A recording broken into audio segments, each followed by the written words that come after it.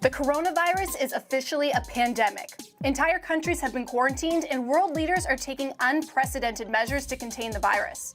And the sporting community is no different. So the possibility COVID-19 affects Tokyo 2020 this summer is feeling a little too real.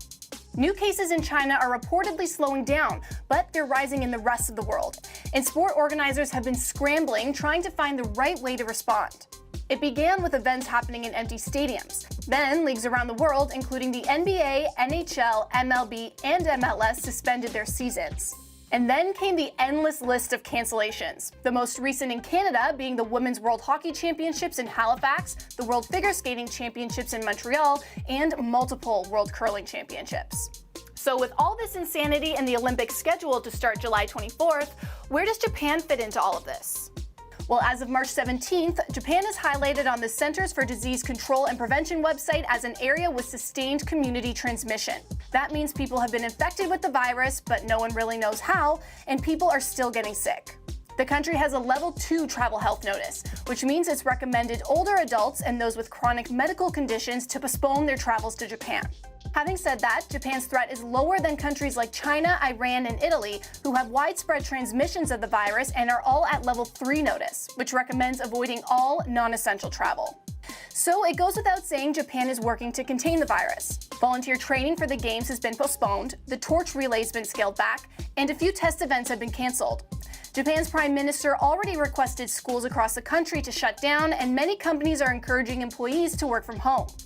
Despite sitting tight and maintaining strong messaging that the Games will still start July 24th, the world's evolving response to the pandemic has forced the International Olympic Committee to respond. In an official communication, the IOC admits COVID-19 is affecting the preparation for Tokyo 2020, but considering there's still months to go before the Games, they say there's no need for any drastic decisions at this stage, and that any speculation at this moment would be counterproductive. But one of the biggest issues in this Olympic question mark is qualification. To date, 57% of athletes have qualified for the Games, but canceled events and increasing travel bans are making things complicated for the 43% who haven't. The IOC said they're working with international and national sport organizations to make adaptations to the process.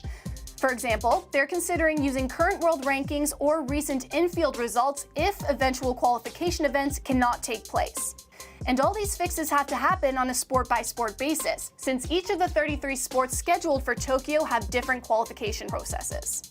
But while the IOC works on making the Olympics happen around COVID-19, insiders and media have been throwing around other potential realities. Longtime IOC member Dick Pound said the Games would more than likely be canceled than postponed, and that decision would need to happen by May. But then Japan's Olympic minister mentioned the country's contract only specifies the Games have to be held in 2020, suggesting they could postpone it in the calendar year.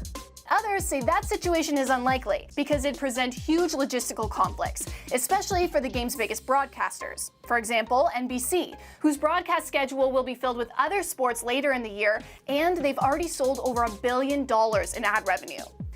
If the IOC is forced to cancel the Games, it wouldn't be unprecedented, but it's only ever happened because of war in 1916 and again in 1940 and 44. And then there's the fact, if the 2020 Games were canceled, insurers would lose billions. And the losses will only grow as the decision to cancel drags on. Then there's the fact neither the Olympics or the Paralympics have ever been postponed. So the truth is, exactly how the coronavirus will affect the Olympics is still up in the air.